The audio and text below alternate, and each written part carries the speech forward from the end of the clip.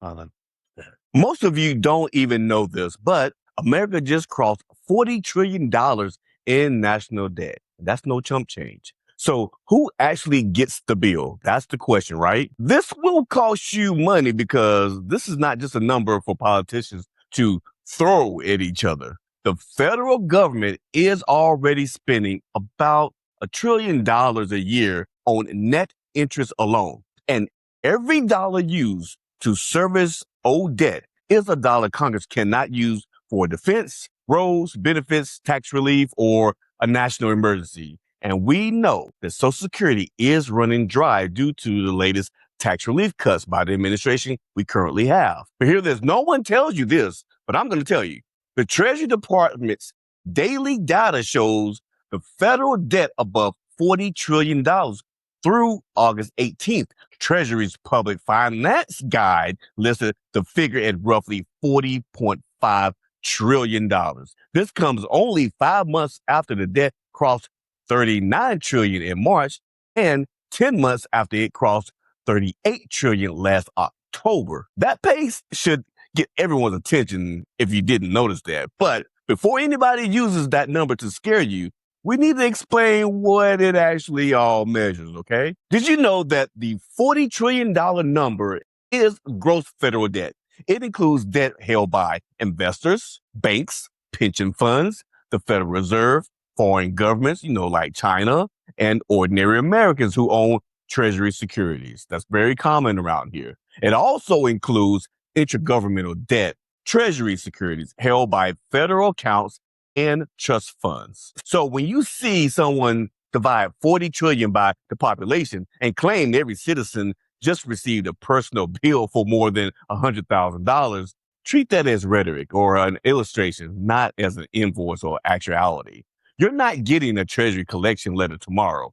The burden arrives indirectly, the way you really don't want it, through taxes, inflation risk, interest rates, reduced public investment, i.e. better roads, or pressure to cut future benefits, like Social Security or VA benefits, which would be a political nightmare and suicide. That raises a real question. If $40 trillion is not a bill due tomorrow, when does the debt become your problem or all of our problem? The answer is when interest begins crowding out the government's priorities. And it's going to happen if we don't get a hold of it now. When investors demand more to lend, when taxes rise, when services squeeze, or when Washington has less room to respond to things like the recession, war, pandemic, or financial crisis, all the things that have happened here in the last 5 to 10 years. First, this is what we have to do. We have to separate the debt from the deficit. The debt is accumulated balance. The deficit is the yearly shortfall between what the federal government collects and what it spends. We call that a gap, which is also known as a gap analysis. The Congressional Budget Office projects a fiscal 2026 deficit of $1.9 trillion, about 5.8% of the entire economy. And that is during the period that is not officially classified as a deep recession. Historically, large deficits were often associated with wars or economic emergencies. Now, major deficits are becoming normal even before the next emergency even arrives. Every new deficit requires more borrowing. Then interest on that borrowing creates more spending. That is how compounding starts working against the country who started the whole process in the first place. Here's the most important number that you may not even know about. It may be the interest on the bill. Treasury reports roughly $1.7 trillion in gross interest expense. So far in the physical sense, the CBO, better known as the Congressional Budget Office, measures net interest differently and projects about $1 trillion for the full year. By 2026, the CBO projects net interest spending at $2.1 trillion a year. This is not money buying a new bridge, training a Marine, treating a veteran, or paying a teacher. It is the price of financing decisions already made. The GAO reported that the net interest spending in fiscal 2025 exceeded federal spending on national defense. That is a warning light. Yesterday's borrowing is beginning to compete with today's governing. Now let's deal with the blame game because it's going to happen. No single president created $40 trillion in debt. Let's just be honest about this. Congress passes spending and tax laws. Presidents sign or veto laws and administer the government.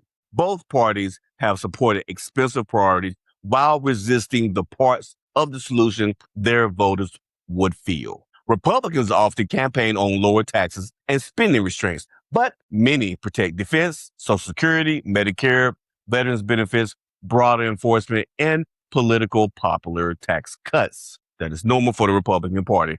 Now, Democrats are a little different.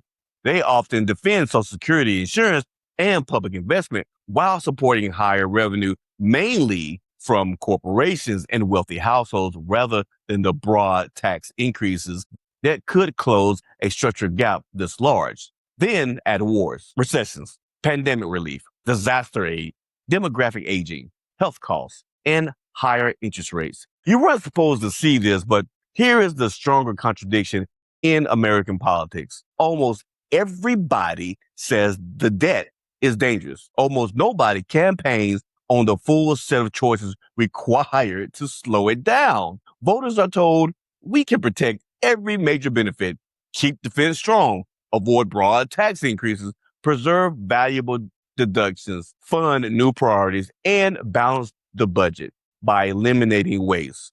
It's a bunch of crock. Then waste and fraud should absolutely be cut, but a structural deficit approaching $2 trillion cannot be solved by slogans or trimming office supplies. A durable plan will probably require a combination of slower spending growth, more revenue, stronger productivity, and stronger economic growth, and a credible long-term budget process. Any politician promising painless balancing of the budget is selling you an arithmetic that does not balance.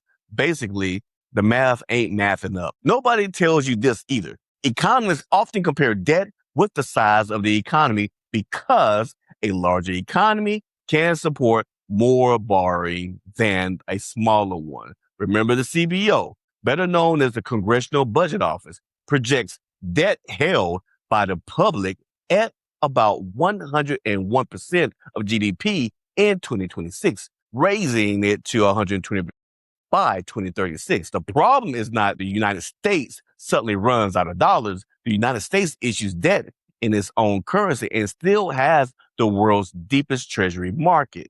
The problem is that debt is projected to grow faster than the economy. Problem, right? That means interest consumes a larger share of federal resources without paying more on the principal. And future lawmakers inherit fewer choices. So how should you judge the next politician who says they have a debt plan? Well, ask 4 basic questions and hold their feet to the fire on them. 1, does the plan identify specific spending changes, not just waste in general? 2, does it identify who pays more revenue, how much, and when? And then 3, does an independent scorekeeper show that the plan reduces deficits over a full economic cycle? Then we have 4, does the plan stabilize debt relative to the economy, or does it simply move costs outside of the 10-year window? If a proposal cannot answer those questions, it is a message, a catchy slogan, but not a solution. We call that, my friends, smoke and mirrors. You won't believe this, but you are okay because $40 trillion is not proof that America is going to collapse tomorrow. It is proof that the cost of waiting is compounding. The first people to feel a debt crisis are rarely the politicians who created it. Families feel it through borrowing costs, inflation pressure, taxes, reduced services, weaker investment, or benefit changes. The country still has time to act, though. But the real test is whether leaders can tell voters the truth. And then that's the story that goes south. People say they want the truth. That's what they say. But what version of the truth do you really want? We cannot permanently spend like one party, tax like another party, and borrow the difference forever. Remember, the Roman Empire collapsed not because it was not a superpower, because it was, but because spending got out of hand. This is Money in Politics Simplified, and I'm Esco Latimer. Stay informed, stay engaged, because when we follow the money past the talking points, past the slogans, we understand the politics. Next, watch my breakdown on Trump's Canada's tariff fight. It shows exactly how Washington can use trade taxes to claim new revenue while American importers and consumers may still carry part of that cost. Click the video now and subscribe. Thank you. Yeah. Esco Latimer. Talking money. Talking power. Follow the paper and you find a throne. Deals in the back while the cameras roll. Who's funding fear? Who's buying hope? Who's pulling strings every time we vote?